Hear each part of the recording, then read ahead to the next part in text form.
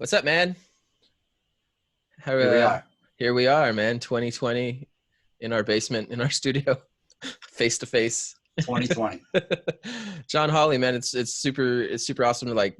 I don't remember the last time we talked face to face. It's probably years ago, but I missed you Oh last time man. you came to Portland. I was super bummed that I was working or Well, something. Portland, but Albuquerque. Yeah, for sure, man. It's got You to be know, like 8 years ago, maybe more. ages. It Ages. seems, but I it's think. so like now. Yeah, Like you and me are here right now, yeah, and for sure.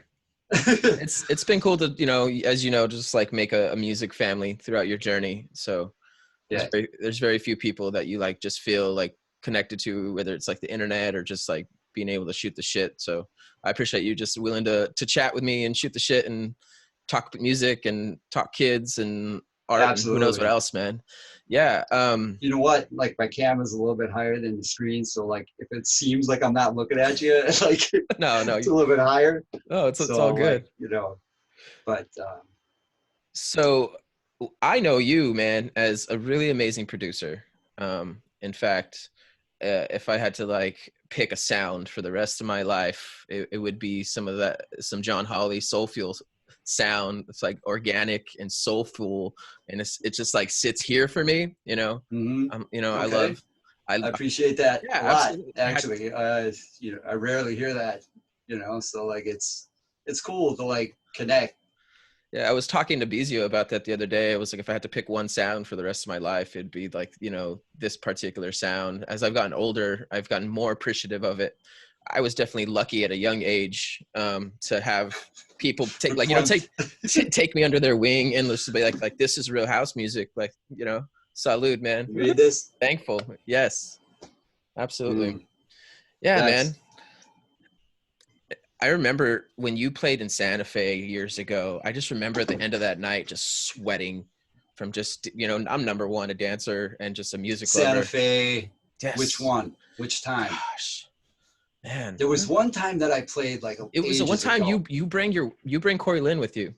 I'm pretty sure Okay, okay. that's the So time. that wouldn't have been that time, but Okay. uh, well, no, actually, she was there both times. Yeah. First time was pretty hazy from drinking, but like you get that. I learned this well is where you go to a different elevation Oh yeah. and you're coming from Milwaukee, the drinking capital of the world, hmm and you know everything, man. Yeah.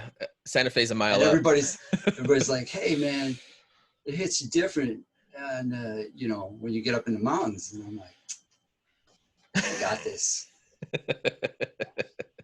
You don't got it. Yeah, man.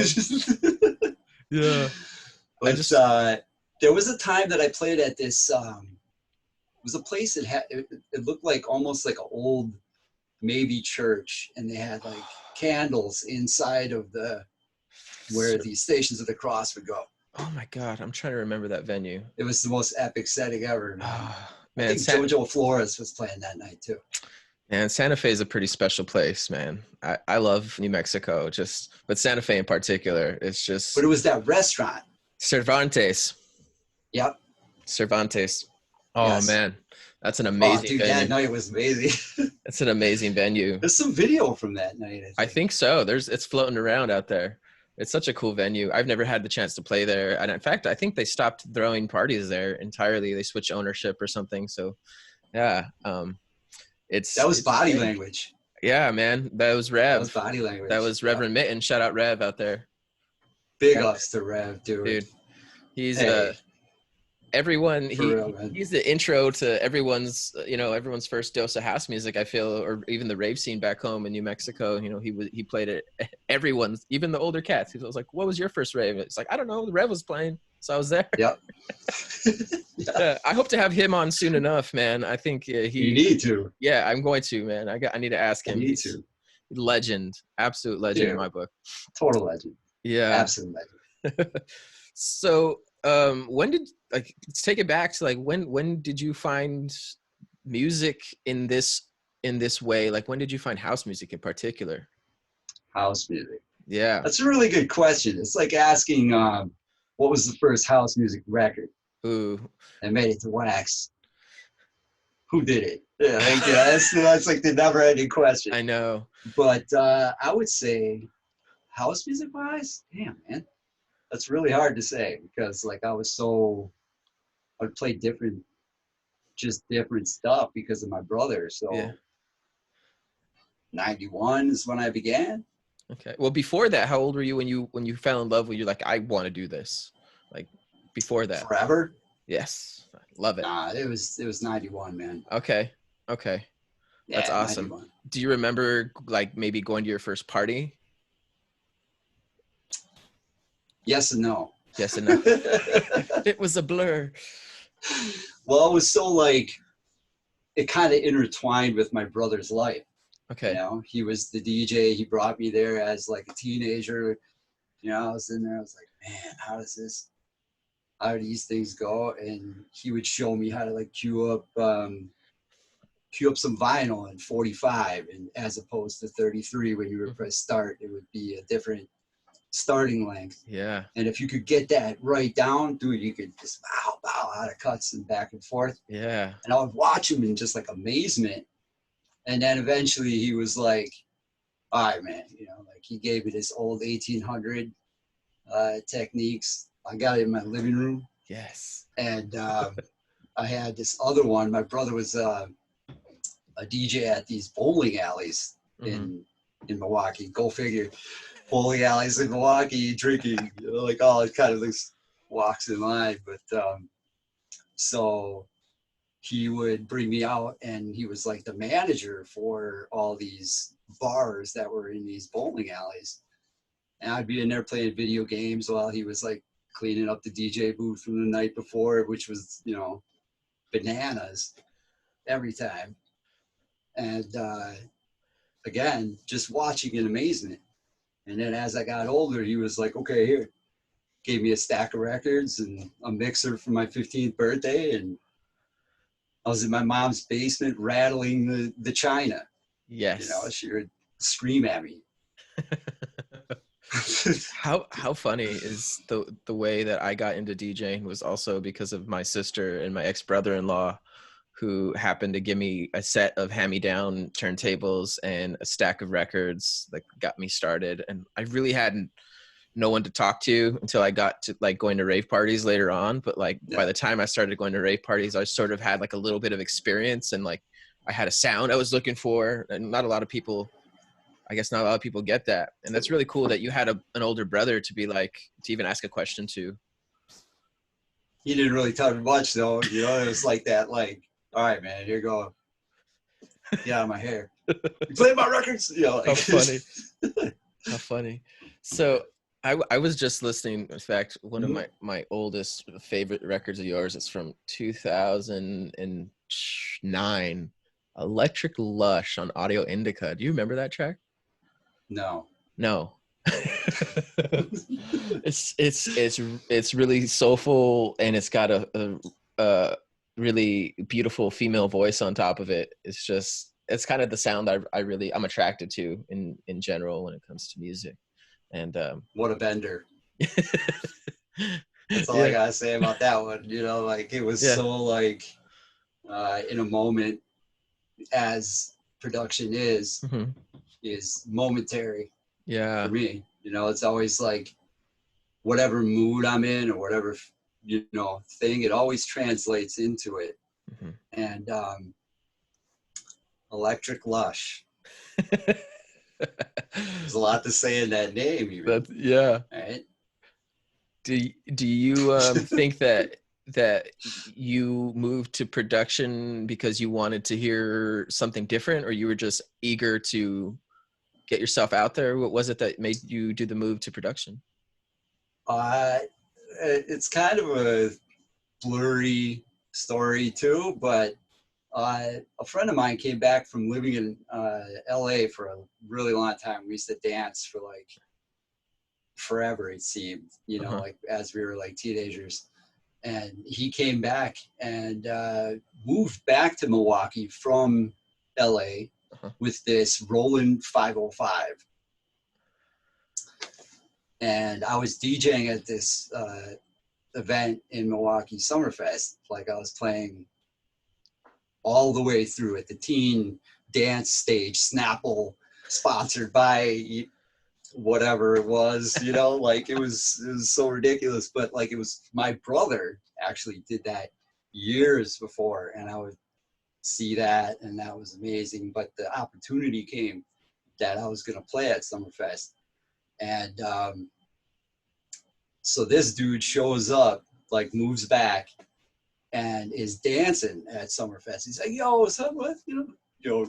We like lost track for a while, and um, he was like, I got this rolling 505. I've been making hard house in LA, like, so he brought it over to my parents' house, and we sat in the basement and tried to figure out this 505, and it all just kind of stemmed from there. Then, just one thing after another. Like we had this 505, and then we decided that we were going to do like a DJ set with it, and then we played at Summerfest a couple of years later. And wow, that's a story. But we ain't got all eternity to talk about these things. But that's cool that you were able to, your start as far as production was like actually touching real hardware, which nowadays a kid gets a MacBook for his birthday or for Christmas, and gets Logic or Ableton installed on it, and they're like, I'm a music producer or something of the sort. They try to label themselves right away or something of the sort. It depends. It's it kind of depends. Time. I was once at that place where like I wasn't like just these guys that haven't touched hardware, because there is a fair amount of people that will tell you that like, oh, this is the only way, and then vinyl was the only way for me. And then CDJs showed up, and I was like, I'm never going to play CDs. And then I played CDs. And then I wasn't going to play USB, and now I'm playing USB. So, oh man, we're going to be DJing with our virtual brain in the future and just standing there. It's growth, though. Yeah. And I feel like people starting out should learn everything. Learn turntables, learn CDJs, learn everything, respect the culture, and that's push big, it man. Forward. That's big. To knowing your roots is important, right? Knowing where it came from. Yeah, knowing where it came from, man. I have no idea where these came from. I wish mine was even. Just I got blood, one. Sweat, and tears over here. Yeah. And a bunch over there too. I destroyed my brother's van with it. We were moving over here from my the old apartment. It was too heavy. Dude, we busted the springs. It was crazy. You're the second person to tell me that they've broken a car with vinyl. But it was so like jag van though, like Wisconsin's brutal on that, like salt on the streets is just mental. Oh man, this is mental. We have some pretty horrible roads here, but they just don't fix them. We don't do salt here, but they don't fix the potholes. They're constantly fixing them here. Oh yeah, we don't have tax. It's like a never-ending project. I kind of miss that about being in the Southwest in particular. I felt like they're always doing a new road project. I'm like, man, they're fucking fixing the freeway. They just did this last week. And then I moved here and I'm like, I wish they'd fucking fix the freeway. God, it's weird how you hear stories from different parts of the country and they're just like, they don't exactly line up with everything that's being told you. Yeah. You know what I mean? Like, oh man. I try to steer away from TV, man. Yeah, it's not healthy for sure. My daughter right now, we are making sure that the TV is not around, like not on when she's in the room. And, we're trying to have some person-to-person interaction with her, whether it's, talking to her or, putting a mobile above her and interacting. I just want it to be organic and I want it to be real. I don't want her to be stuck on a screen like I find myself, like I am often. All of us, man. Yeah, I'm at the edge of what they call the millennial generation, right? And when things got super techy, and when I started college, and everything was on the computer, everything, and now it's getting younger and younger. I teach at the elementary level, and I teach, kids on a computer a lot, always have the computer screen up behind me, and I'm always, whether I'm displaying something that's physical and real in front of them, like it's being projected onto a screen. So we're like constantly like this rectangle light mabob is, we have to look at it. And I really, I really want to get away from that. Right? It's hard, Right? right? It's hard. I find Right? myself just constantly. How? That's why I always try to dial back in with this. Yeah. It's Yeah. nothing better than getting loose on some live PA or turntables and going back to that party that you first heard that song or this song or whatever moment it is. Corlin and I were just talking about our friend Stephanie. We were at WMC. Yeah. And it was Most Precious Love was playing. And I think it was Wyatt. Really? I think it was Marquise playing? was playing it. Yeah. Dang. And it was just building, and we were at State okay. in Miami. And she was more like into country music, like listen, but like I can't, like I can't listen. But it's the only genre. But so how they had this like crazy like CO2 like that, and it just went into that rise, and I looked over and she was like, yeah, like you saw that moment. Yeah. Like that's what I'm talking about. That's what it is, man. That's when you see it, like right in it, in the thick of it, where it's changing someone's life. Oh man, I've had moments where I've cried, like I've just sat there and cried, and just like, man. The last 3 sets that I did on live stream so far, I've come to tears, man. It's awesome. It's awesome, but it's terrifying, and it's gratifying, and you don't know who's looking at you or who isn't. It's just a number on a screen. Right. Yeah. But I think a lot of truth is coming out now because of that.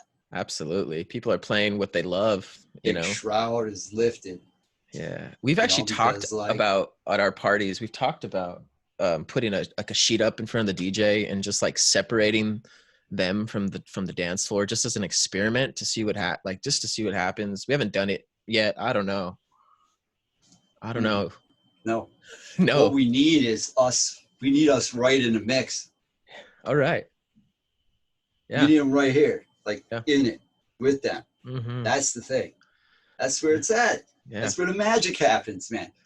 And so some people let go and let it happen, and then some don't. Yeah. Yeah. My buddy Nico is talking about. You can cut it with a knife. Yeah, that's good. That's a good feeling, man. You can cut that vibe with a knife and just people getting it. It's nothing better, man.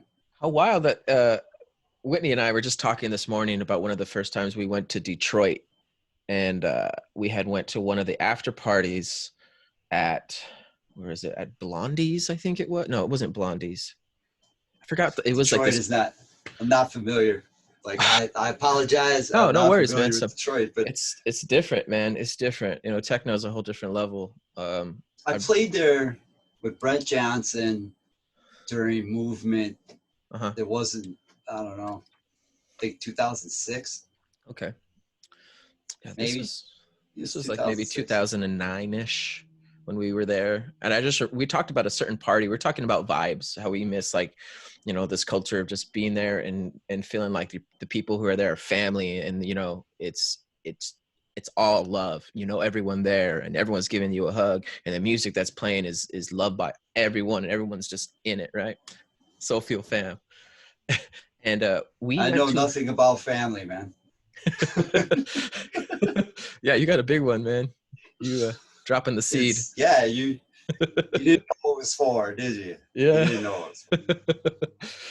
We were talking about this party because we were talking about the lack of vibes. And we've never been to such a intense event, full scale production, where we walked in the door and you could feel the soullessness.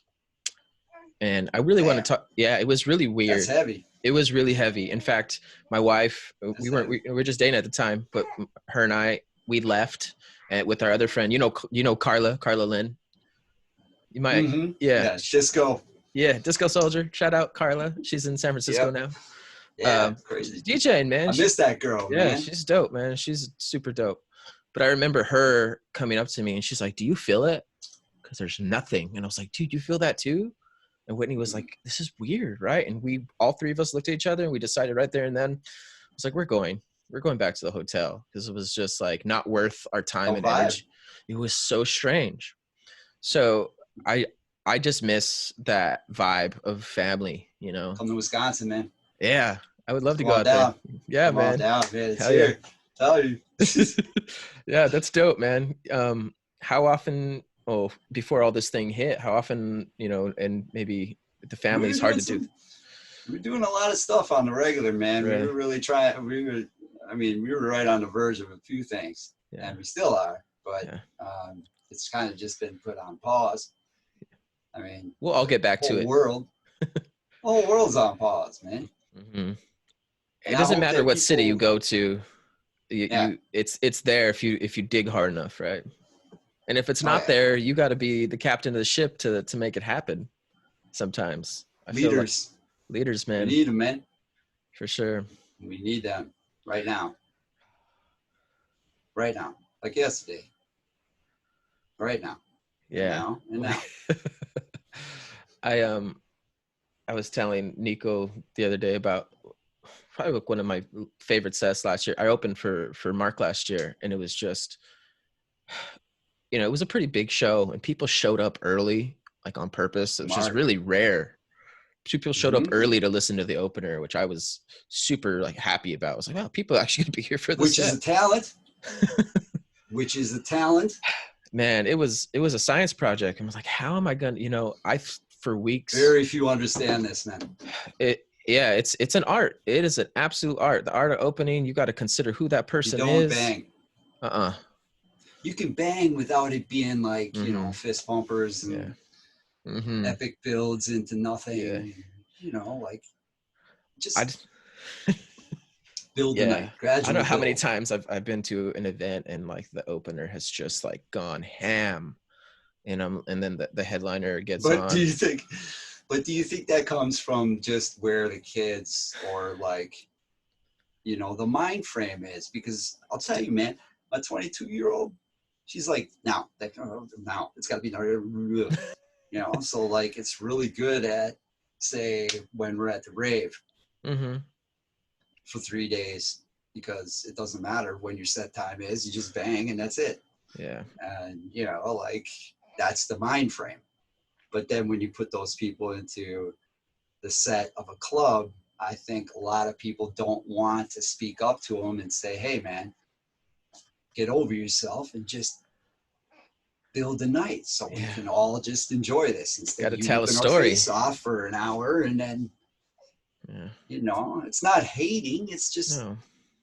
come on man, let's work together and Constructive build this criticism, shit. man. And it's nice They, to go somewhere and hear that story, right? When oh someone yeah, builds that dude, story. that's what this whole thing is. Mm-hmm. It's a story Mm-hmm. with emotions, moments.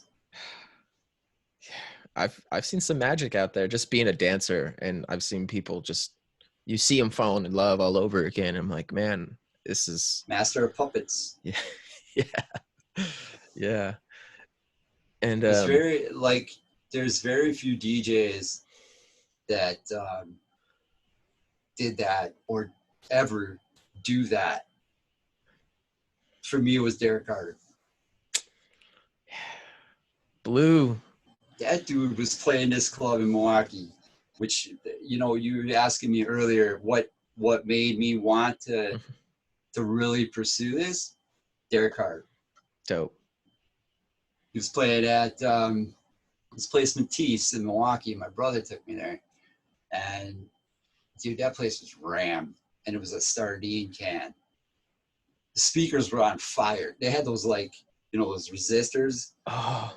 in the speaker that would light up when it was too much, but it was like always on the kick, So, and here's Derek up there with cigarette burn in his eye, his eye, and just riding it on 3, just blowing minds up there, Master of puppets, dude. I feel like I haven't been to a set in a while, at least here, where I've experienced too many other people that have made that impression on me, and it's been rare, and I miss it. I really miss it. Um, I've had a lot of constructive Me too. conversations. Yeah, I know, and the culture Oh is man. changing, right? The culture is changing. It's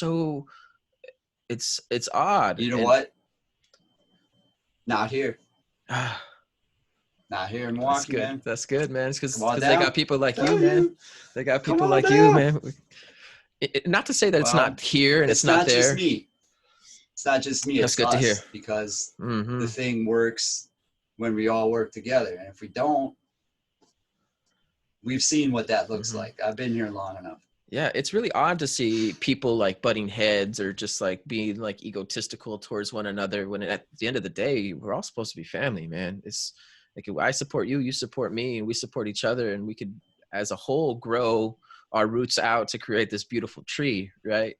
But if you know, But you put artistic people together and don't have someone that's kind of understanding their dynamics and then moving together as one, mhm. it's a big mess, man. Yeah, yeah. Not to say that, Just to be real about it, yeah, it's a big mess because like there's a lot of heads in it. And yeah, it depends on where your head's at. hmm, Pun intended, I guess. yeah. Where's your Um, head at? oh man, the first time I heard that sample was not I the have a original. signed Derek Carter record over there when I opened for him at Summerfest. It was epic. It was a Dude, moment, like I have video of it on YouTube.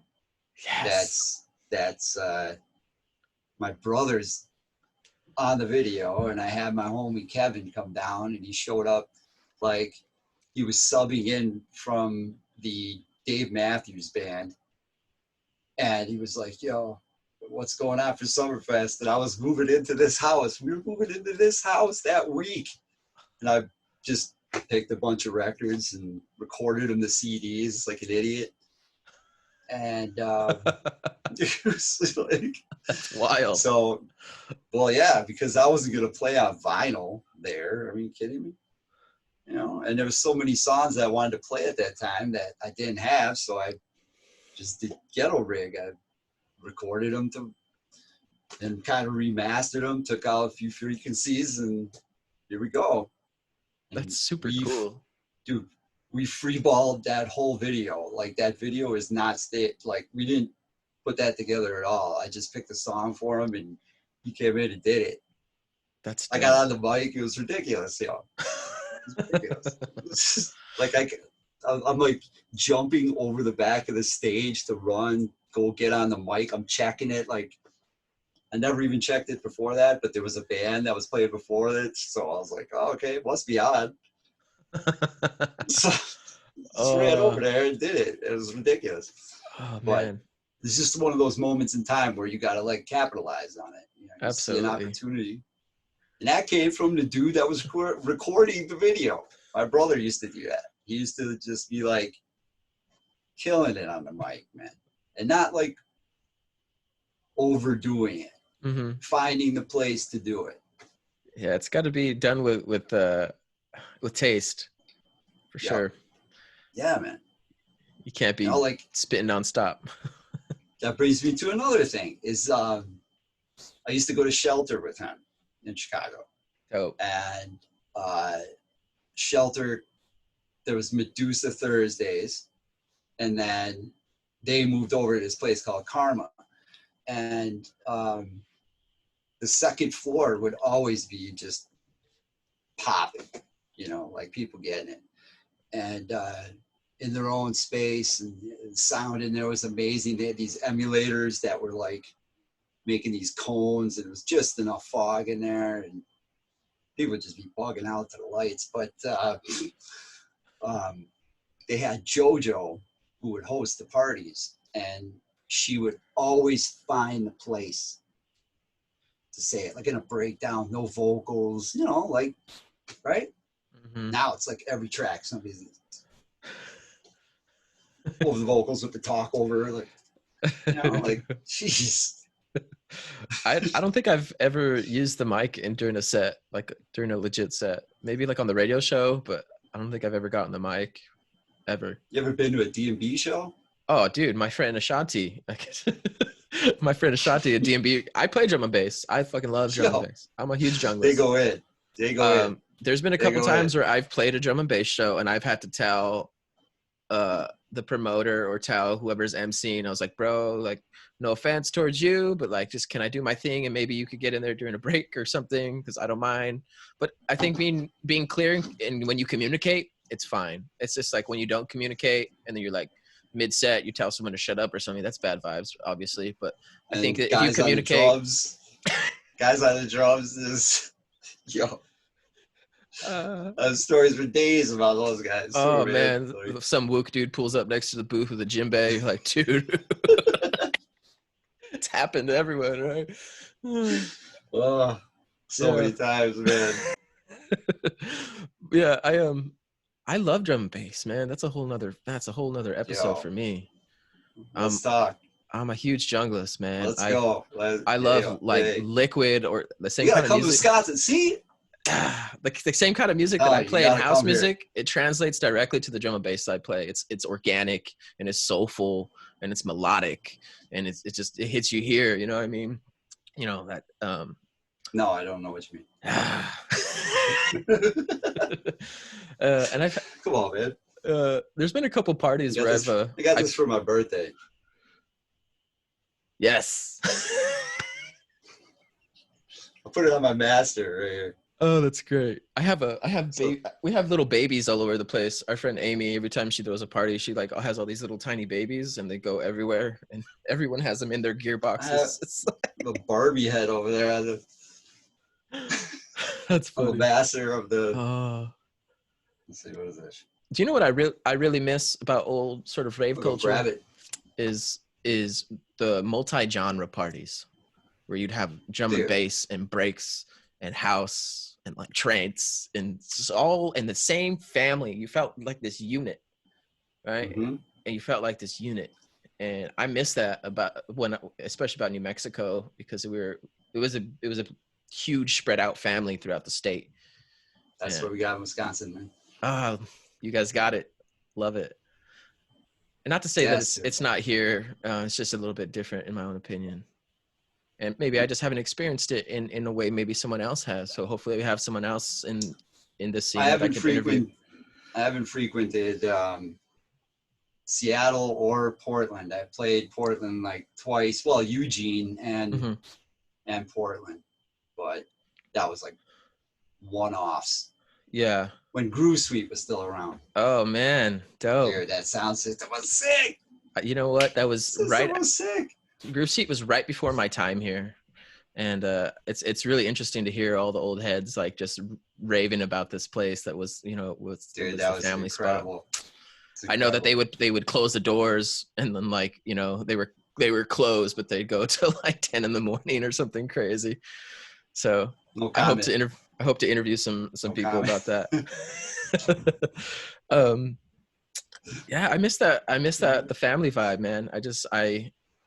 I think that we, just my wife and I, with our own like B-side thing, have done a decent job at sort of creating a family.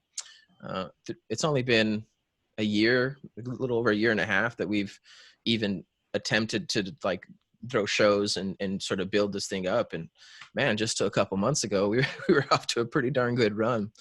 And we always said that it was always about quality over quantity. I didn't want someone to be there that didn't want to be there. Is the connection bugging out a little bit? Yeah, it just said connection unstable. What? Did you hear what I said?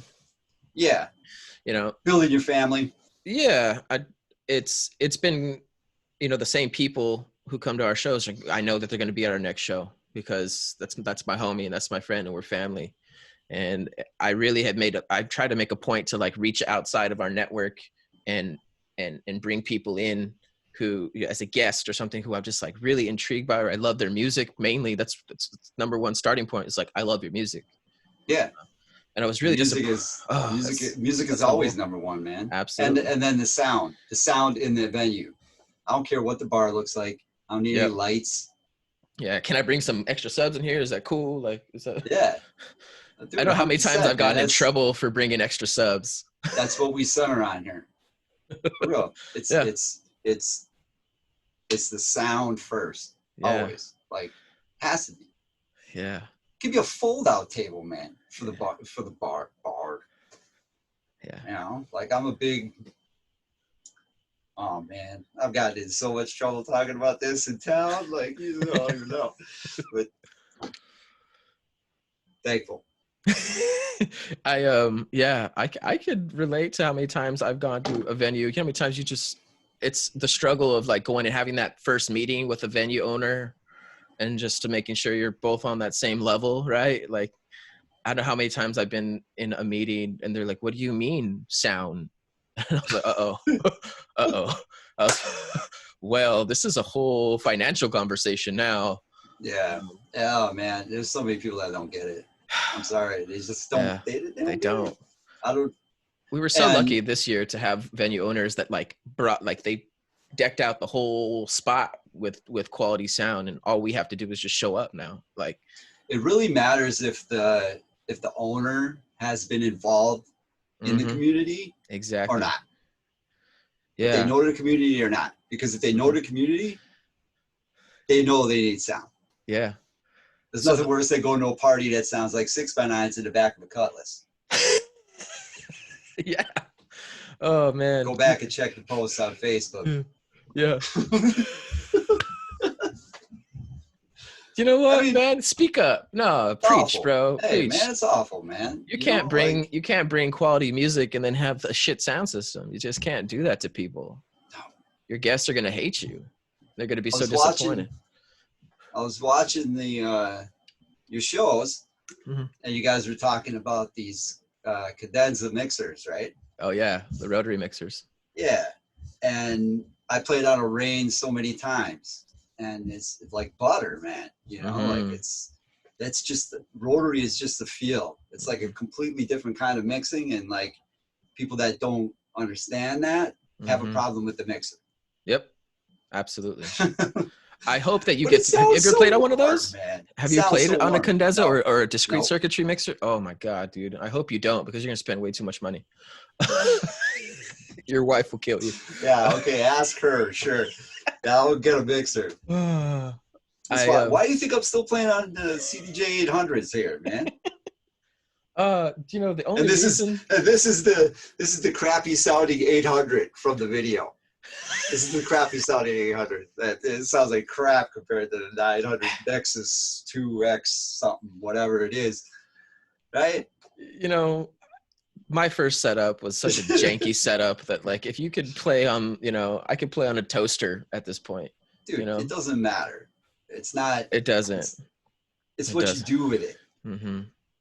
It's what you do with it. Are you working? You know, working?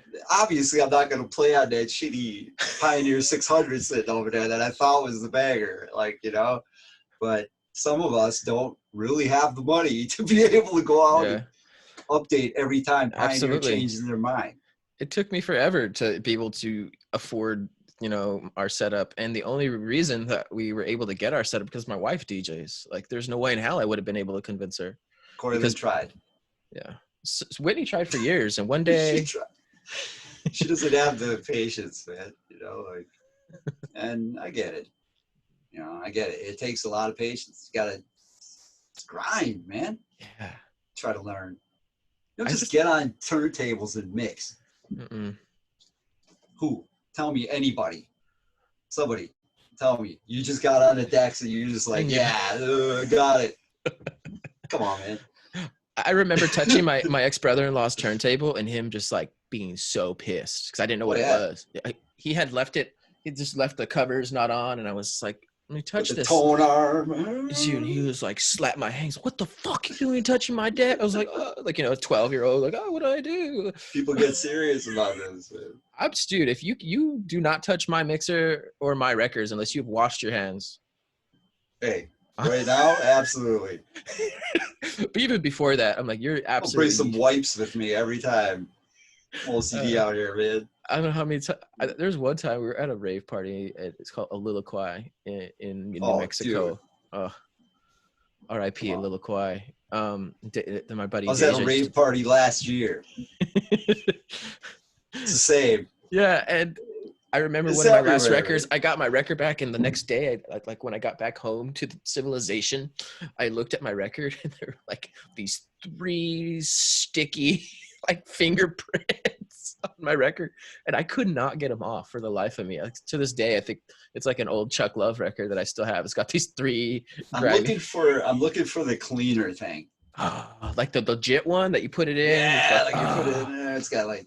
Where do you get that? Dude, you could get a vintage one, like refurbished, I'm sure. Yeah, money. I'm sure that I could find it here. There's all kinds of weird ass vintage stores cycle here. Back to the CDJ 800s and find your 800 there. Hey man, if you could it's brutal out here. If you make it work, man. I've seen people with half a mixer and half a deck. 4 kids. Yeah. Wow. I'm amazed you have all this right now, man. You haven't sold it off for your children, man. Look at you. No. You're doing good. No.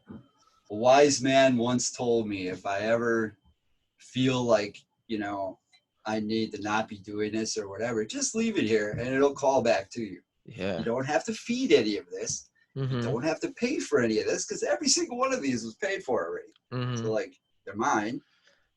It was just going to call you someday. I told that guy, I believe you. Maybe. I've had those stints where just Here I am. DJing. I take such a long break and I'm just like frustrated with life. Or I'm just going through some shit, right? And I haven't touched my decks or I haven't touched my computer in weeks. And all of a sudden during lunchtime at work or something, I'm like, fuck, I'm just like thirsty for some music. And like all of a sudden I have half a track done. It changes everything around here. Yeah. Like I have this hooked up so that the kids can listen upstairs and in their playroom, and which was a really dumb idea. Anybody, if you're thinking about having a studio, don't put it next to the kids' playroom. Or you'll go completely insane, like me. Have you had your kids help you on a track or like maybe write? I know your daughter does piano, right? Jasmine, she's really like particular about it. So like, I don't know anybody else like that around here. Mm-hmm. But, eventually I'll drag her in here and she'll want to do something. But like most of the time she wants to play the piano upstairs. That's her thing, man. I got it at Goodwill for $19. Wow. There is a plethora. I tuned that shit myself. What? Yep. Did you buy a tuner and just like get in there and vice grips? Hold on. I think I got it here. Yeah. Peep game. Dude. So here's those. Oh, you have the whole kit, man. Look at you. The clips are broken. This is a silencer. Okay. You put this in between. In between the 2 strings outside of it, right? Like that. Yeah. And then this right here. Dude. Try doing this with a cat. Yo. Like this, it makes you just want to. Because the cat is just. Ripping. He's insane, man. Like. That's a whole nother story. But that's beautiful to know that you've at least passed your love for music on to your kids, man. I hope that my daughter takes something. I would like to say that I had something to do with it. It's in her genes at this point, man. Hey, man, she did all that on her own. I wasn't like, hey, come play this piano right now. Dude. For sure. Scales. That kid gets up and does it herself, man. Like, that's awesome. It's good for the brain. It's really good for the brain. I was trying to teach myself piano because I'm still learning just because I want to have more music theory down. And I have a piano, thank God, outside of my classroom that I borrowed this piano. Whoever's watching this channel, don't want to incriminate myself. I got this piano outside my classroom, but I borrowed this piano for a certain amount of time and they just like never wanted it back, or they just didn't ask, or the person retired. So I didn't say anything. So even my boss was like, why is this piano outside your room? And now it's been there for a couple of years to the point where like, that's just where the piano is. So And you rock it, or what are you oh, doing? yeah, I have this app on my phone. It like teaches me. It has a tuner on it, so it knows if I hit the right key. So I just, Wicked. lesson one, I put it there, and it play, C D A G E, See, this and is where the internet works, right? yeah, And what you and me are doing right now. But it can be used for such nonsense too. oh It's yeah, like the greatest and worst invention of all time. absolutely. Are you kids into TikTok or anything like that? Hell no. Oh, dude, don't let them. No. Mm, Yeah. There's nope. something awesome about a piano, though, than having a full length keyboard and this is a real sound and a real vibration in the air made from this physical item in the room. It just does something Yo, different, man. speak my Different. language. It does something incredibly different. Real instruments. I'm not even talking about like playing a drum machine. I'm talking like a real instrument, a drum. There's something different about hitting something, percussion, and that vibration moving through the air, moving through your being is unlike anything else. Better watch it. There's some people that might lose it on you Oh, that they might. these aren't actual instruments. You know, I'm But uh, I get that, like 100%. It's like being a rock star, man. Like you just, can you imagine playing this like instrument in front of like 100,000 people, all just rocking to something you and your friends made in the basement? Like crazy. it's just Being from New Mexico, it's the center of the it's sorry, not the center. It's one of the main places where many native groups come to do like these huge concerts, and because they have the international uh, um, gathering of nations, not okay. but the national, sorry, not the international, but the national gathering of nations, which invites all tribes to come to one city in New Mexico for a week-long extravaganza of dancing and drumming and singing. And since I was a little kid, I went to the Gathering of Nations and just sat in what New Mexicans know as the Pit, which is now named some other fucking hot dog stand name. But you go to the Pit and you would just be locked into this beautiful song and this amazing 30 people on these amazing drums, and you just feel it. And you would look around the stadium at all the other native people, and whether they were from this tribe or that tribe, and they were just like all vibing, right? And it's just Right. like it's like one big family. And being from the Southwest, I consider myself a mestizo person. Mestizo essentially mean it's partially native, right? I have to Okay. like honor where I'm from. Is like I personally am the direct result of European Spaniards coming and raping the natives. I have to know that Good about Lord. myself. I have to know that. And not Okay. a lot of people from my area of the nation are okay with actually admitting that to themselves. And once I think someone gets past that, I really embrace that native culture. And my wife, she's from the Four Corners area, which is the center of the Navajo Nation, the biggest Native American reservation in the world.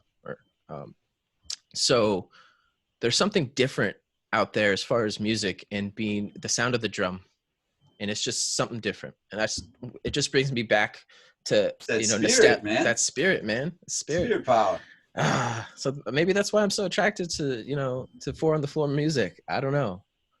Could be. I don't know I what it is. mean, we have It's the a strong heartbeat. Indian, well, not Indian, American, Native American. I was so cultured into saying Indian. That's how bad it is, Hey man, it's not Like, your and I fault. constantly like, because like the idea was,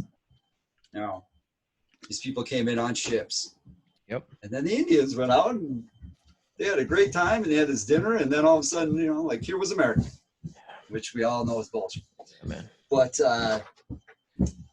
we have a strong vibe here from Native Americans, and in Wisconsin Dells, they do much like what you just talked about, Yeah, drum man. circles, and it's pretty amazing. At the end of the day, we are all sitting on stolen land, and I Did think you that know that Corey Lynn's family used to live in New Mexico. Really? Oh, Yeah, wow. in Rio Rancho.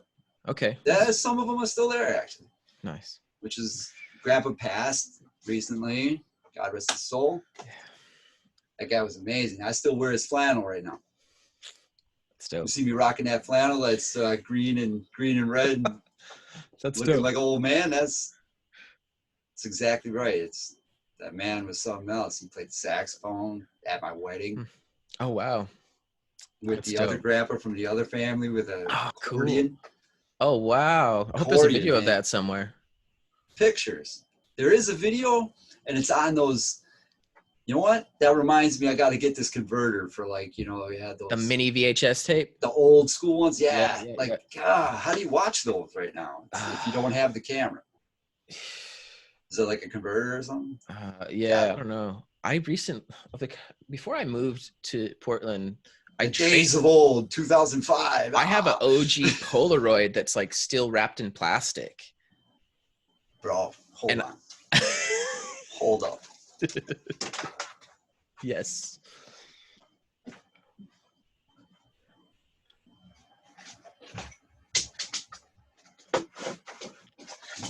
Dude, I still have it. Hell no.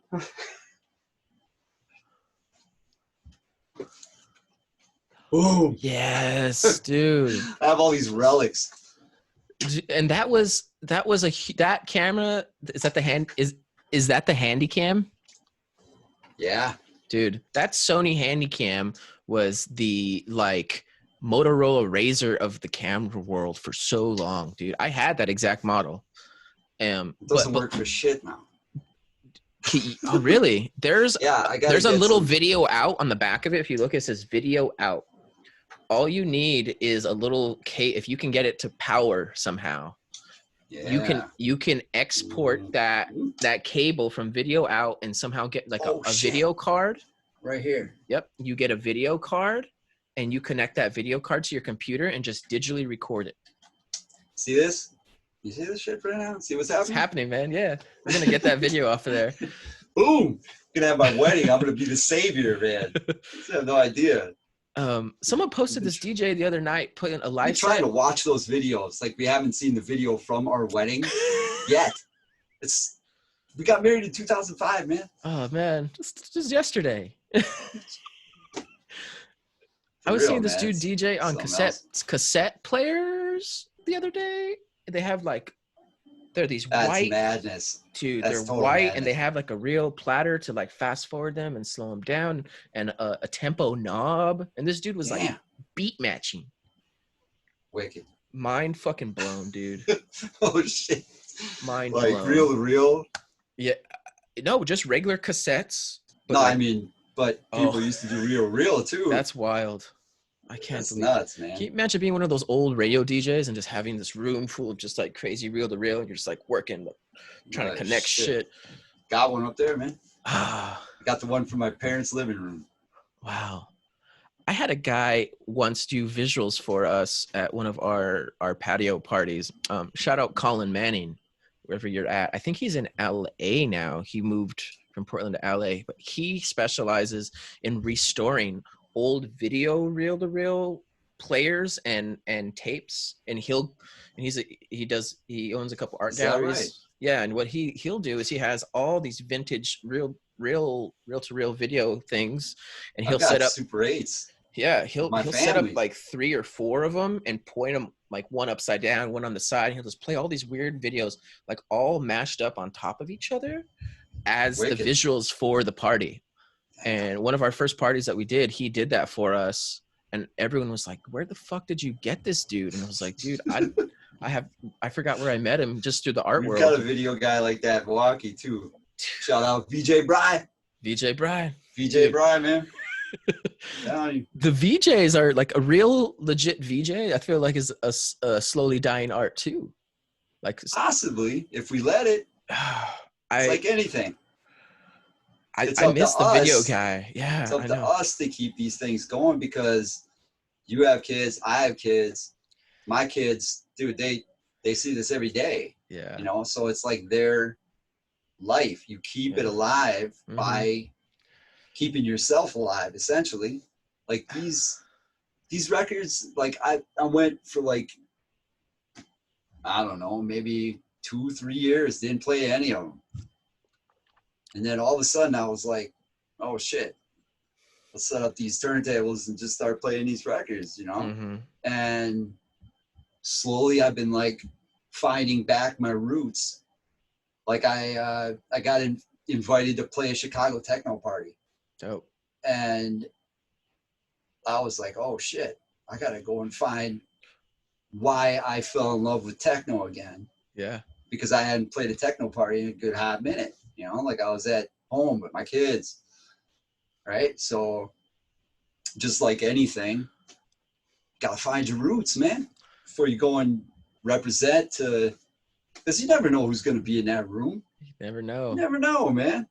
You have no idea. And you won't until they come and say something to you or whatever about, dude, you know, like, can't tell you how many times it's been where someone scared the living shit out of me while I was playing my set. Like, for instance, Josh Mosley from, you know, Chicago, like he's a fucking legend, man. You know, like I used to see him out at all the stores, another level, just out there, just crushing it. Doing stuff for Bad Boy Bill, like you guys were talking about. Yeah, I watched the shows. And because Bad Boy Bill was a force to be reckoned with, man. That dude was raw. Super raw. Man. Like, ill skills on the decks, man. The scratching and the cutting on top of everything, like he would do. Yo. Wild. Next level. And he was so, like, meticulous with it, too. We used to have him out at the club. We'd bring him out. That dude would have his whole set just out and just boom, boom, boom, just one after another, doubles, throwing the record, just putting record on top of a record. He's like, didn't have time to pull it off. Like, you know, like amazing. So at the Chicago techno party, here's Josh Mosley, man. He's like, yo, what's up? We came to see you, you know, like, and I never would even think that Josh would be out at the show. Wow. So like, you gotta represent, right? I mean, how stressful? Like it's not stressful if you're confident. Like that's one of the problems. It's like people will come to say play a party somewhere, like go to Chicago and play, and they think that they got to change what they do to play for Chicago. But the people that are coming out to see you like you for your style from wherever it is. Like you could be from Anchorage, Alaska, and have a style and come and they're like, oh man, I got to play for Chicago, and totally phone in your whole set all night and it'd be bullshit. Or really do what you do on the decks, and that makes it. Yeah, staying true to yourself is important. The reason I say stressful is because I remember last year I was sweating before then that opening for Mark, and he stood behind me for like half my set and was jamming and was like in the booth, and I was just like, oh dude, oh shit, okay. Like it was just maybe stress is the wrong word, but maybe just the nerves were there, right? The nerves were there. And probably, 10 minutes after I got used to him, I was like, okay, like this is no big deal. It's just another homie who happens to be someone who I really adore as far as music goes. And, it only took a few minutes for me to like really just get back into it. But I do remember like a couple of like gut wrenching feelings, like, oh, okay. That means it's real. Yeah. For real. Yeah. You get those shivers down your arm when the groove is just laid right in. It's like, like when you hear a track that you grew up on and it's all those feels come back, that nostalgia, music in the brain, there's an area in the brain where music is directly connected to long-term memory in your brain. So, in older, like patients with Alzheimer's, that, you hear this all the time, you play a music from their era and all of a sudden they're, old John's back again. Hey kids. And I mean, they turn off the music and all of a sudden he's like, blah, you know what I mean? Right. So there's something special about music that creates connection in your brain. And it's fucking awesome. It's just like music has a color. You know what synesthesia is? For a mood. Yeah. Do you know things anyone that experienced coordinate. synesthesia? Is where you see color You when see you it. hear music. And I have a Yeah. couple of students who this happens to, and I did a test to before I told a few of them. I did it on a couple of different classes, but in one class in particular, I didn't tell them what I was doing. I was like, I want you to tell me what color you see. And one kid in particular, while he was listening to the music, he was like doing like these moves, second grader. Hmm. And I pull him aside after, and I was like, hey man, like the next class, I was like, are you seeing stuff? He's like, I see bursts of colors. And I continue to like talk to him about it. This kid legitly That's amazing. sees colors when he hears music. That's amazing. And it's a real phenomenon known as synesthesia. And I don't know what it's like, but I can only imagine how immersive that could The almost first maybe party I ever overwhelming. the first party I ever played in New York was called that. Synesthesia. Mm-hmm.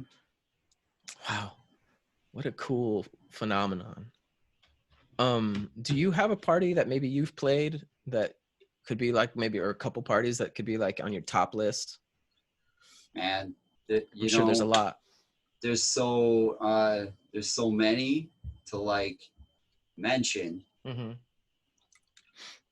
If I was to say my top one for vibes wise Mm-hmm. would be WMC, where it was almost like the Pipe Pipers. It was me and Uriah and like a couple other guys, and we were all kind of doing the same circuit. So like we were playing at like the Chesterfield, and then we would be over at the Shelley, and then down the street to Whitelaw. And there was this one particular night that like it was the UGH meetup night, and that night was incredible. Like they shut down our party at the Shelley because there was too many people, and it was like pushing out into the lobby, out into the street, and RTHM was setting up in front of the booth, like they were just about to get on, and they shut us down. So we carried their table down to the Whitelaw, and I forfeited my set for RTHM to get on and do their set. It was amazing because like we were doing that circuit and they hadn't gotten a chance to play that. And we knew all those people were going to go there. So me and Uriah were like, yeah, put these dudes on. It was mental. Kirby was playing too. Remember Kirby? Dude, that's Kirby changed my life, man. really Like, yeah, that was the first time. Okay. All right. We're being real here. That was the first time I ever. partook. Right.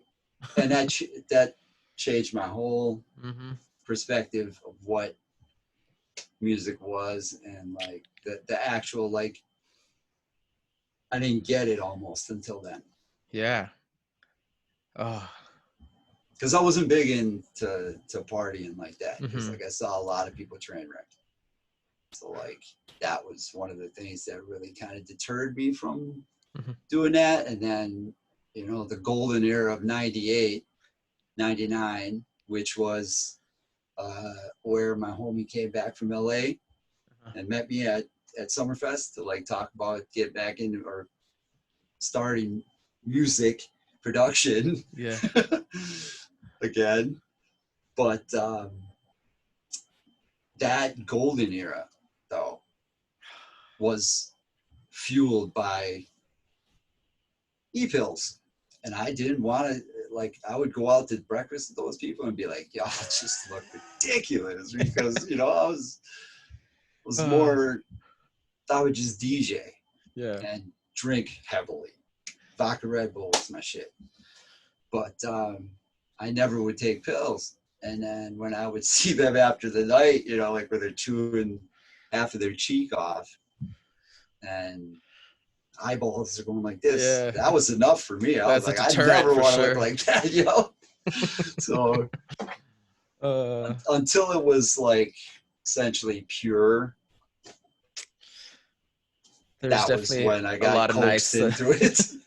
There's definitely a lot of nights that I spent away from home when I knew I was going to party because like I can't go home like this. I can't go home like this. I wanted to stem back to best parties because To say that there was a best one would make me have to say that one was less than Okay. it. And each one has its own, I Mm-hmm. would say, like if I satisfy one person, if I have one person come to me and be like, yo, dude, that was the shit or whatever, like that's Mm. all I need, man. So like that's It's the a good kind of vibe feeling. that I carry into doing streams is like if I can hit one person, and I've been seeing them like Mm-hmm. incrementally. Somebody will hit me up on Facebook or something or whatever from these streams that I've been doing lately, and it's just that's what it is. Like it's about the service that we do to make people get away from the bullshit that they Mm-hmm. experience every single day. For It's a real, great feeling when someone comes up to you that's what and it's all just about, man. and says like thank you, right? Just thank you. Just thank That's you. that's a good just a Thank you. thank you. Yep. That's such a good feeling. I've met some of my very best friends like that who are also DJs, and vice versa. Or Me too. I've gone up to people and just been like, dude, thank you. I have no clue who the fuck you are, but thank you. You know, Right. fast forward 10 years and we're fucking awesome friends. This You know is what I mean? awareness right now that you're Yeah. building, and it's amazing, Yeah. because like awareness is key to someone giving a shit why they need to come out and see you DJ at some Mm-hmm. party for $10, or if they're complaining about it. Mm-hmm. Like I've heard people complaining about $20 for a lineup that's locals for 2 days at a camp out. Like that's ridiculous to me. Like, really, y'all think this is for free or something? Like we're just out here just free. It's all free. This is Like, work, man. No, this ugh, is not free. like there's some of us out here that like have committed their entire life to this, man. Mm-hmm. And now it's like, what are we doing? What are we gonna do now? I'm sure there's a lot of, like big touring acts right now, like just really stressing. I can only imagine. Oh, I know a dude, lot of like, DJs that live gig to gig, you know what I mean? I feel for those people right now.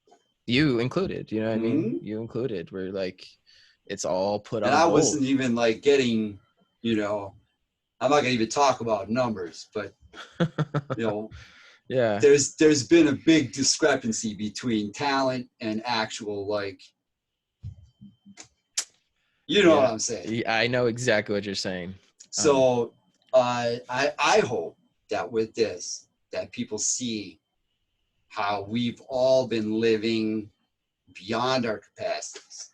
Yeah. Like everyone, we've been exhausting it. Taking it for granted, really, Look man. at people wigging out about toilet paper, bro. Oh, that's why I got the butt sprayer. Make your own. Go on YouTube and look. Trust me. Even my wife and her like, make your own bidet. Do it. Even if you have to, wash your rag, like just whatever. Like toilet paper is wild. Like I've been going to the store on recon missions. Yeah. For 24 days. Like we've been in here for 24 days, and every time I go out, I see people just chilling, like it ain't no thing. Like it's just they're just chilling. Yesterday I was What's going on, man? I don't know. What people is this dimension? My next door neighbors across I guess not next door, but across the street. I hear all this wilding out, and I look across the street, and there's like 8 people in the front yard, and they're all drinking. Kids kicking the ball, hitting your car. Yeah, drinking Bud Lights, and all I hear is they must have just coming back from off-roading or something. He's like, yeah, we were so drunk, we almost flipped the truck. And I'm just like, what the fuck are you guys doing all hanging out together? Like your dad is an old man. Like maybe they don't think, it's gonna affect them. I hate to say it, man, and I hate to be cynical, but until a lot of this virus thing hits close to home or hits home for people, they're not going to realize it, because we live in a culture that pushes away like what's scary often. Like, oh, it's fake, or it's like they just don't want to admit it to themselves. I hate to be cynical, but a lot of people are not going to like believe shit's going down until grandma dies, or until their wife is sick, or until their kid's on a ventilator. Mm-hmm. This is real. and it's terrifying. And my wife works in the hospital, man. oh, bless you, man. Bless I you. know. She's there every day. Yo, What is she? What every is she day. doing? Is she? She works at the hospital. That's crazy, And man. I I know. have my Like, auntie I works know the there. numbers. That's the thing. I know the numbers. Yeah, I got nurse friends right now. I'm not they're in on it. Yeah. You know, like, for real, people think this is a fucking joke or something, you know? Like, it's like flat earth and then everything else is round. Yeah, man. Like, does that make any sense? No. Right. I just want Look people at to the be moon. safe. Like, here, look at the moon. Okay? It's cheese. When you put a light behind a circle, it shoots a circular shadow. Look at the moon. Did you hear about got that? A circle shadow on it. Weird. That dude that just died, the flat earther guy? But it's flat. the flat earther guy just died. Did you hear that story? This guy who was, God rest his soul, but the flat earther guy he was I forget his there's name. There's a flat earther guy. It was just recently in the past couple weeks. The guy that invented flat earthery, or what? Oh, he was like a leader in the flat Earth community, and he wanted to prove to himself and the community. So he built this crazy fucking rocket to send himself up into the upper atmosphere. I swear to God, I cannot make this shit up, dude. These are the kind of, this dude built a homemade rocket to strap himself to this homemade rocket, and just he funded it all himself. It looked legit, you know what I mean? But long story short, the fucking rocket blew up, and he also blew up with it. Yikes. People are crazy, man. That's why. Thank God we have music, right? Like, right. Thank God that power is still on right now. Yes. I was listening to Rogan the other day. He's like, and he was just being real. He was like, dude, what happens if the grid goes down? And the dude's like, dude, I got a generator. What happens after you run out of gas? Best believe I got like 20 gallons of gas too. I went full prepper mode. Hey man, we've done do-it-yourself stages just last summer. Trust me, I know all about it. You know, here on the West Coast, we have to. Anybody that knows how it goes knows that I have gas in the generator. They just know. Here on the West Coast, we're always telling us to be prepared for, the big one. This big one. I've been seeing there's like stuff going on in like Idaho and Utah, and yeah, it's not good. It's not good sign for us here who live right on the edge of Cascadia, man. They say, I don't scare any of my Portland friends, but they say that if you've heard of liquefaction, but it's where the ground liquefies and just gets sucked into. So they think that's what's going to happen to at least one part of the area of Portland, like I think it's the northwest part of Portland. They think that the whole area, the ground is just so unstable underneath, or it's like huge high rises. It's just, if this big one were to happen, this whole, like literally you wouldn't see it anymore. It would just all be sucked in. And so that's gruesome. Jeez. There's 9 billion people on this planet, man. At the end of the day, who's the plague? Is it the virus or is it us? That's a question. If people just look at it as the virus, they're looking at it way wrong. Oh yeah. That's all. Oh yeah, absolutely. Like you're looking at, if people aren't learning a lesson of you look at, say, Venice, the dolphins coming back. You've got like clean water. It's kind of an indicator. Yeah, man. Right? Here's the thing, though, is you should probably chill. I love science, and I'm a firm believer in science, and and just timelines in general. The Earth has been here for 4.13 billion years, supposedly. Yep. Is how they estimate it.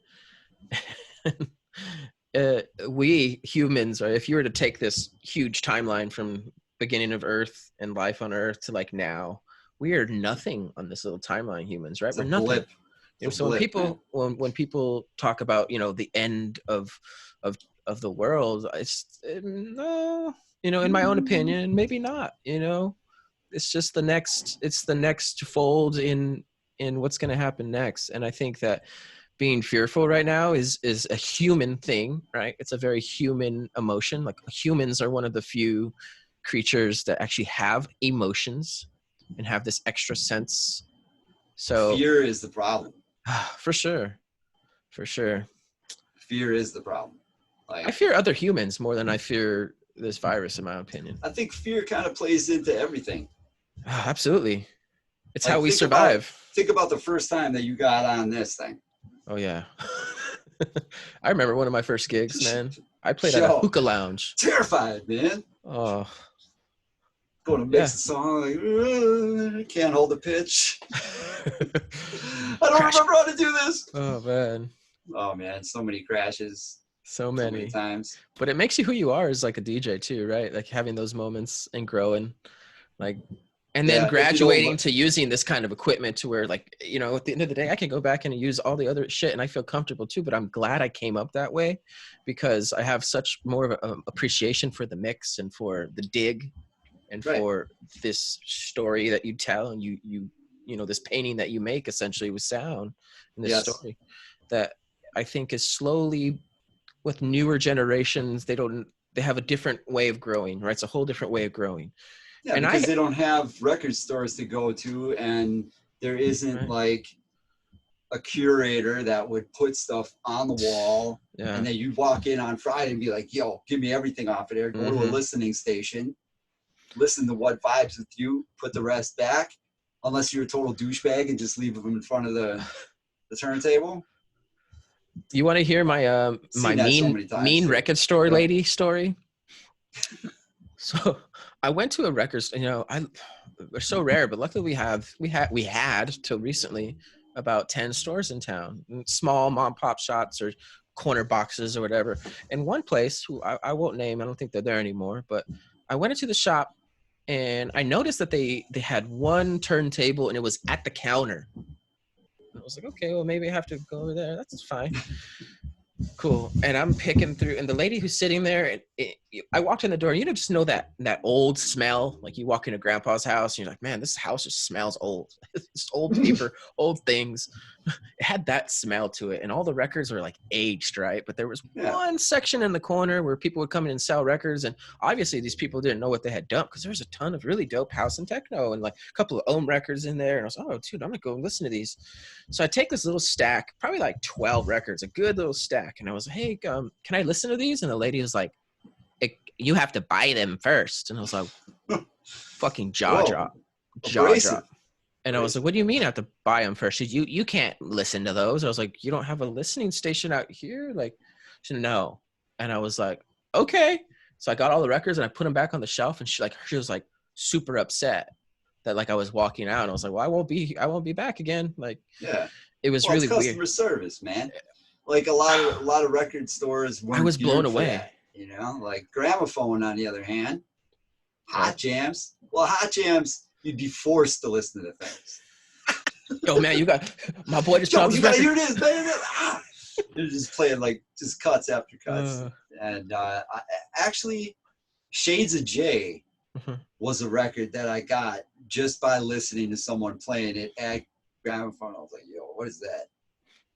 You know, and you had to buy two because you couldn't have Shades of J without another one to be able to like get out of it because it was so long, you know, like, right?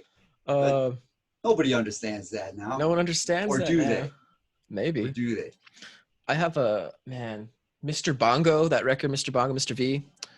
I don't have that. Jesus Christ, where's this record, man? At the beginning of this record, it just goes, it like starts this little beat, and all of a sudden it just stops, and this dude just talking for like a minute. Brutal. So you're not gonna mix through that shit. No, but it's like the best part of the song. It's the best part of the song. I know how many records I have like that where you're like, fuck, I gotta mix only half this track because there's just no way I could do it at this party right now. But I was talking to my other, John the other day. That's one of the things that like I always would like now, as I've been going through my records, I find the ones that like I was like, God, make the edit, then do it like where you just put drums through the break or something, just to be able to reference it so you can rinse it properly instead of like going a fader over and you know. I've noticed a lot of newer tracks that I've bought, and mainly for whatever reason that are in the tech house genre, that whatever the producers are not staying true to the math for whatever their own artistic reason. and it might be because of maybe they don't have these other things under You their just had to belts. mention it, didn't you? I really don't. Man, I don't it's get like it. you know what to ask me. My wife one Well, day, you know she's what? on here You know mixing. what She's like, "This is not working." I was just like, "I don't know." Yeah, you just got to ride with it.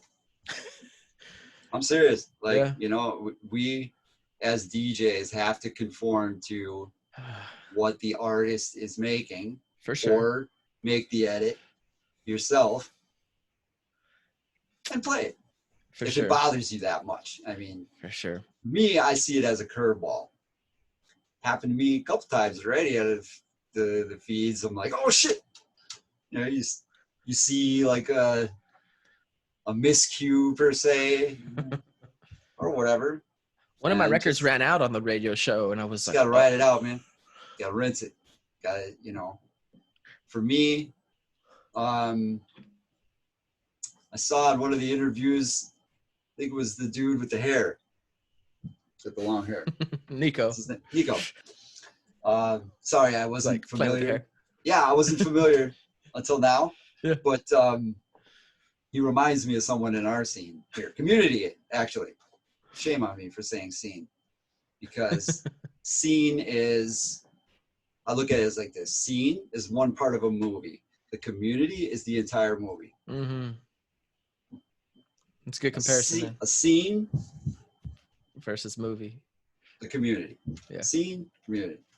Because all of us together as one make the community, the entire movie, the entire picture. You know, so many people are like so centered on like, this is us. Mm-hmm.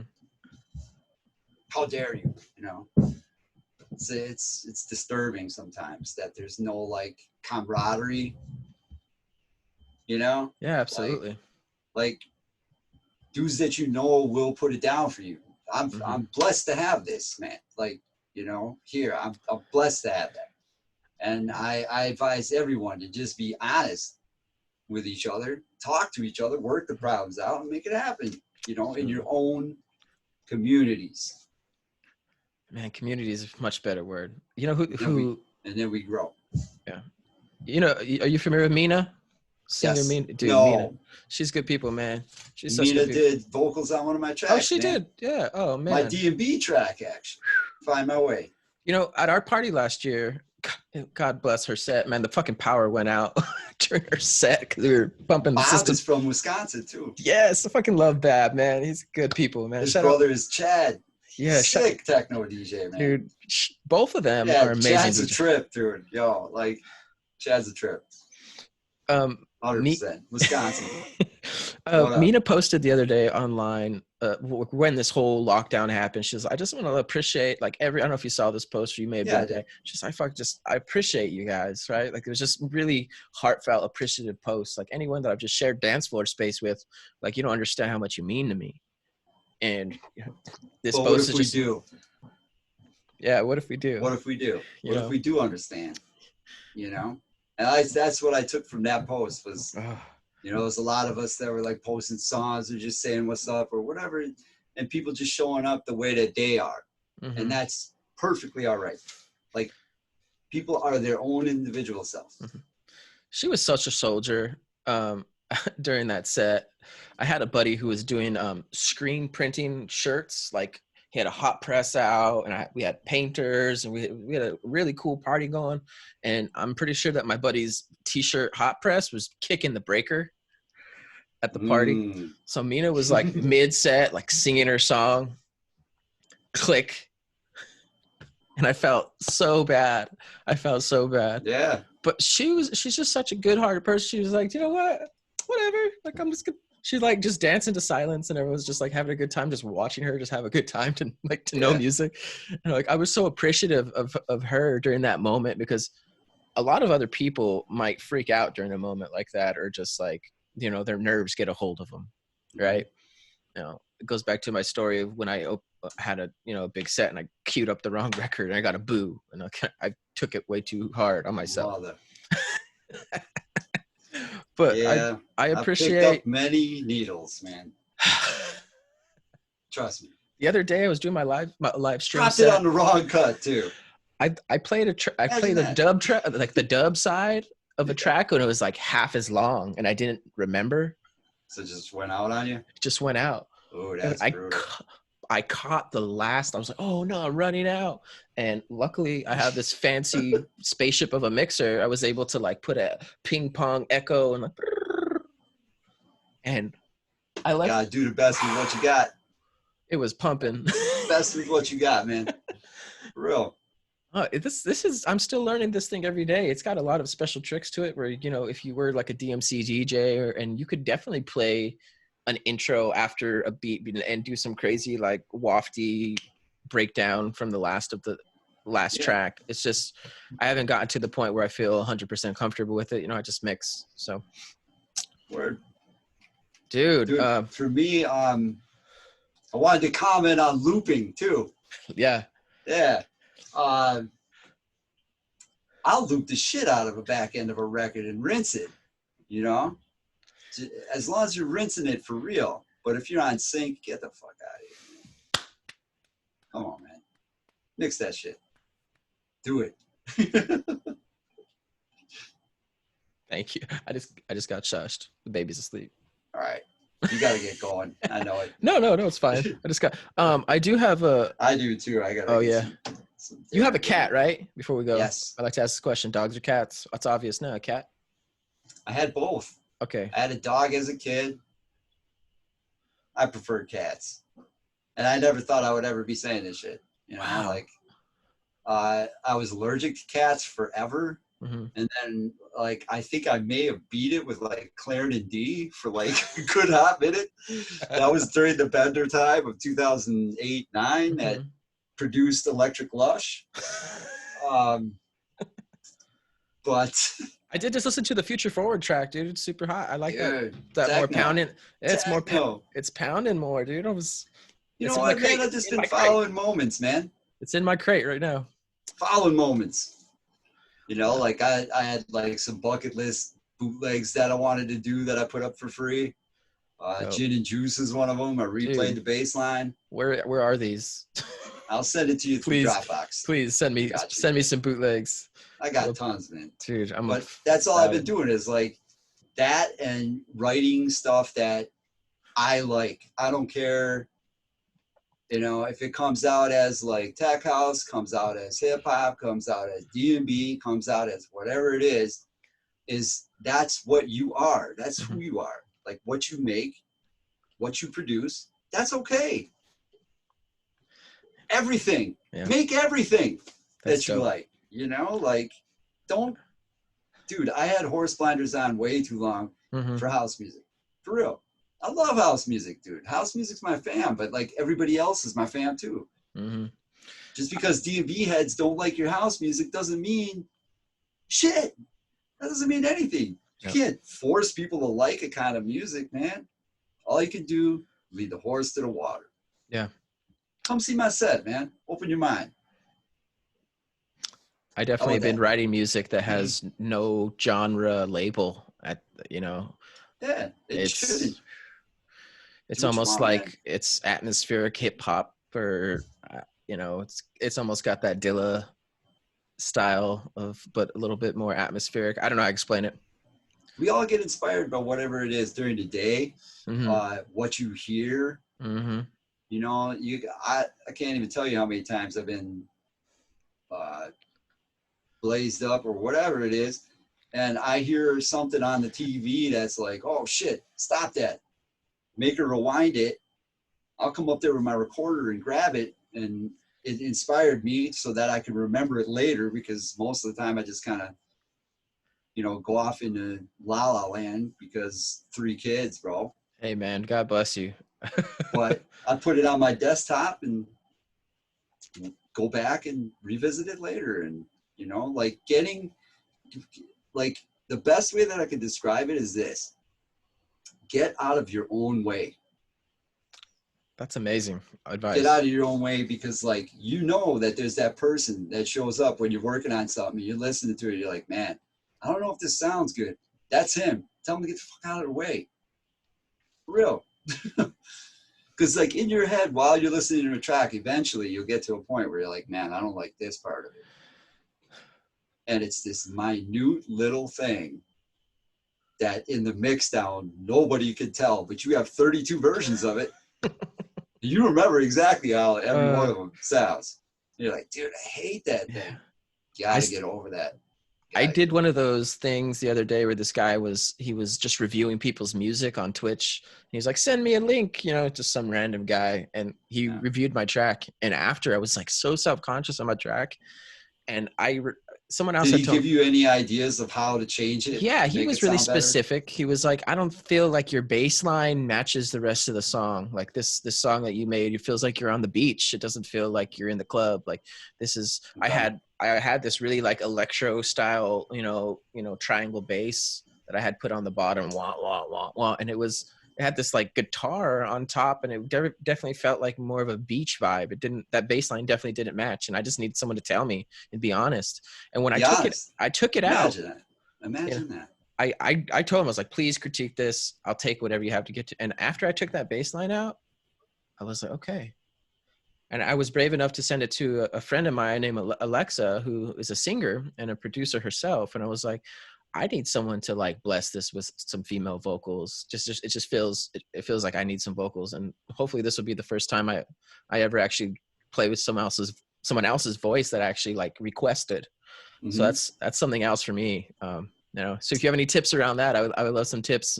That's a time, because my first release on Soul Fuel was a project that I did with a chick that I went out and I bought a specific mic to be able to have her come over to my house and do it, you know, like, and it really all stems down to you believing in what you're doing, mm-hmm.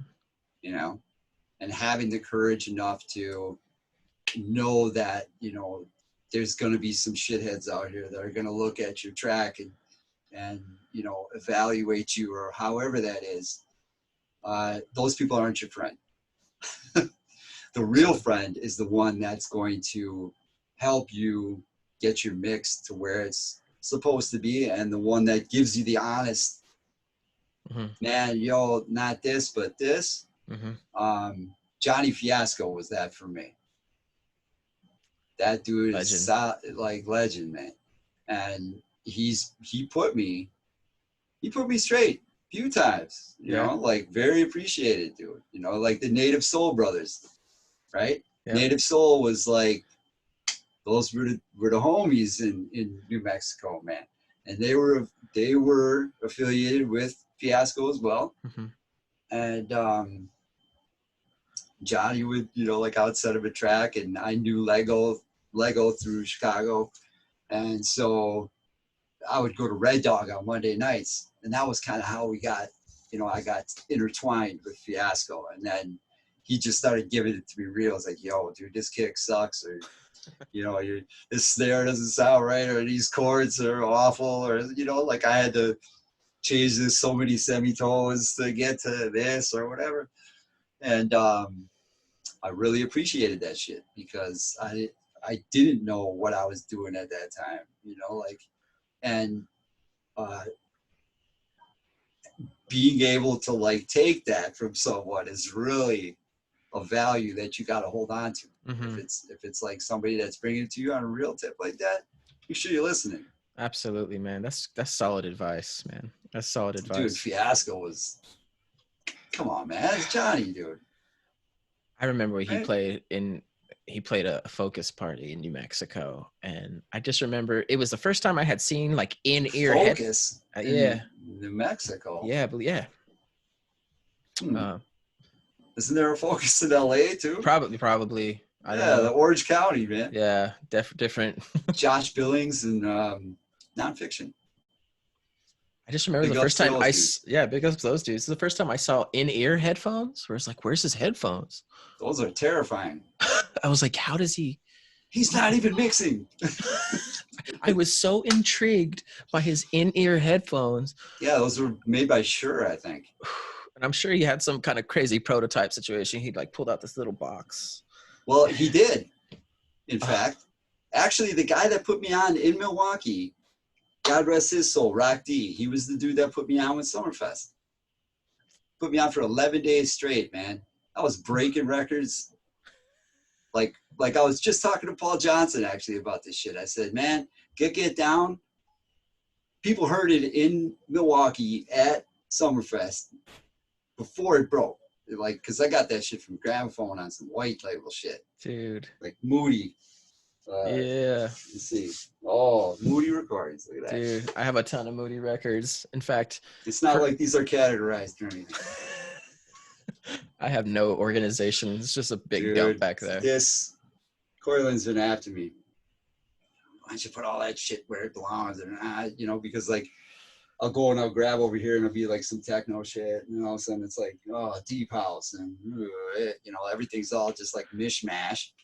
So slowly I've been, you know, piecing it together. That's awesome. Awesome to know that I'm not the only one. You got some, total psycho about this shit. I get like upset if I find what's like over there. That's dope. Dude, I appreciate you talking to me, man, and just taking the time out of your busy day, being a father. Dude, I live for this here because this is like, awesome. Man, all it is father. So from one dad to another, thank you. Yeah, man, you're doing right by your kids for sure. Big ups, you too, man. I mean, look at you got your spot right there, man. Kids growing up in it. That's what it's about, for sure. You know, but before, teach them well. Yes, absolutely. She will. You know, I'm gonna try my best. I wanted to share your links so anyone that's listening for like the first time, like where to find you. I pulled up all of your links, and I'm just gonna do a quick screen share with you. Okay. Of all of your links I got pulled up. Links. I'm gonna share computer SoundCloud, Facebook.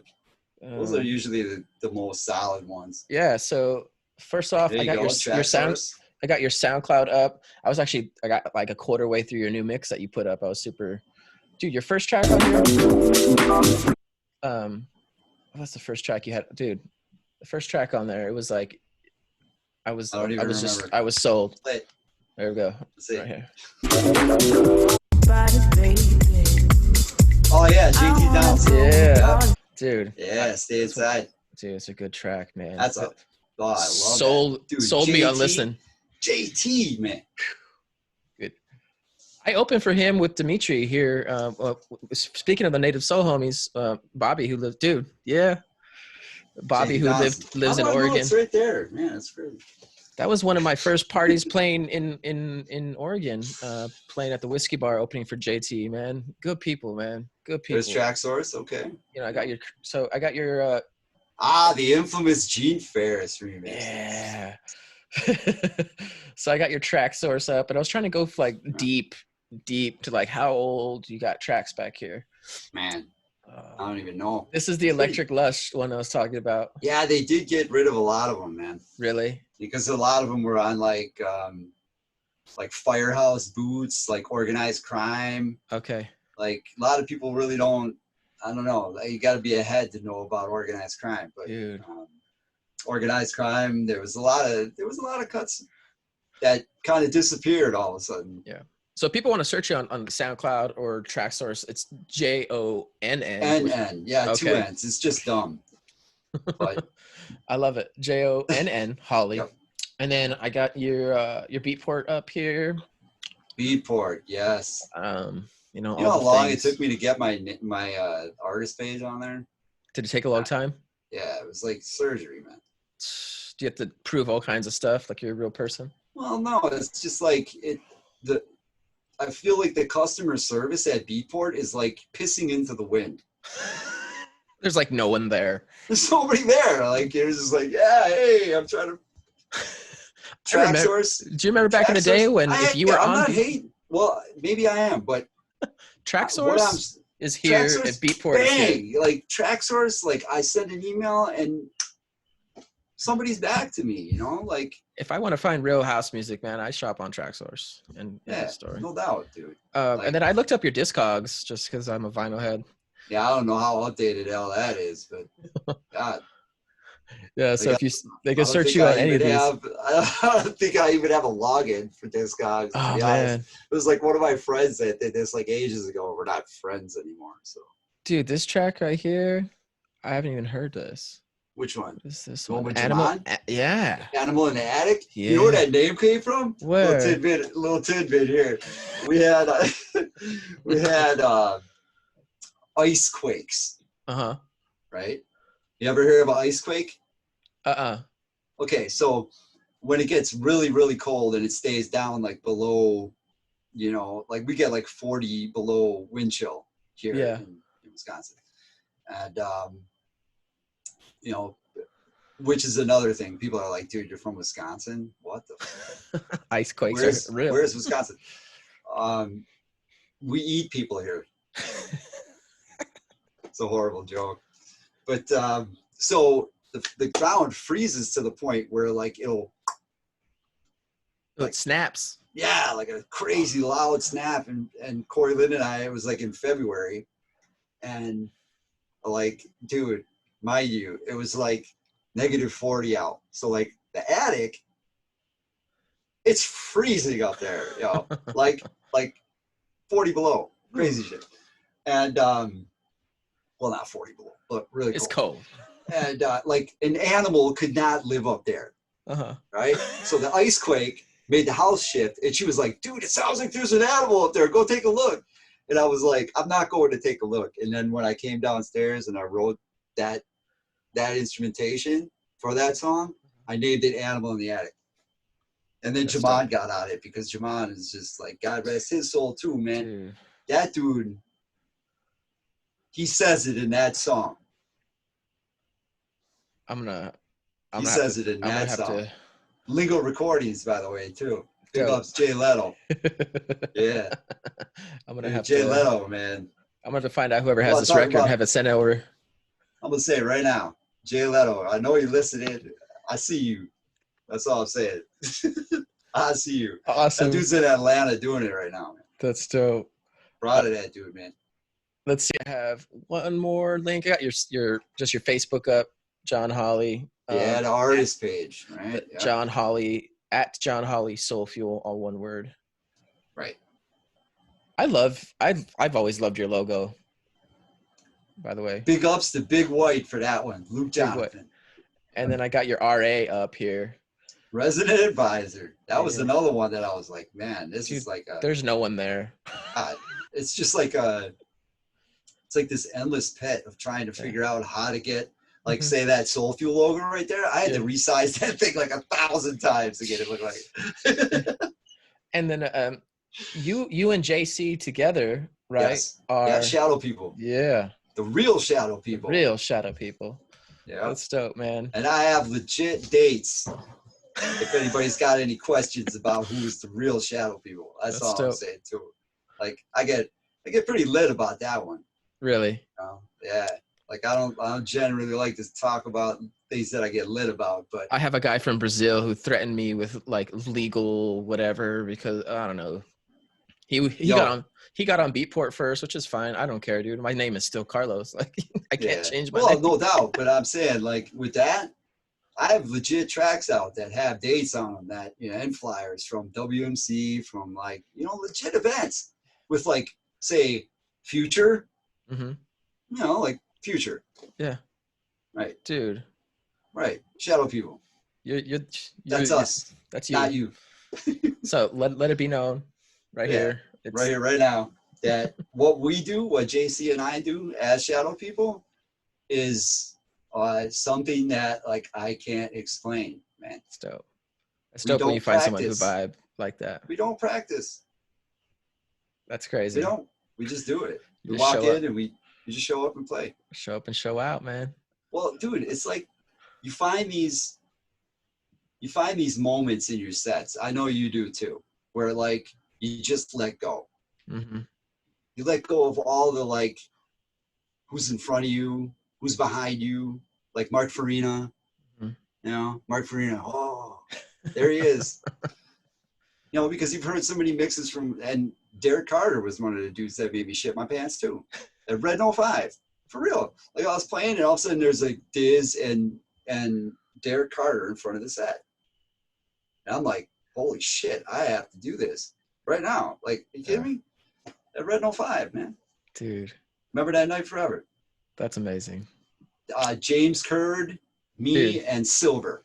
My favorite James Red Curd 05. move. I Material don't night. forget James Big Curd up because Skelett. yes. Big up Skelett, dude. Dude, I'm gonna get on her music video. I'm gonna send in a dance. Yeah, we've been trying to get that together. Dude, you just get your kids dancing. Man, you know, there's always one that's not. You know, he's like. I really want to send in a video for the.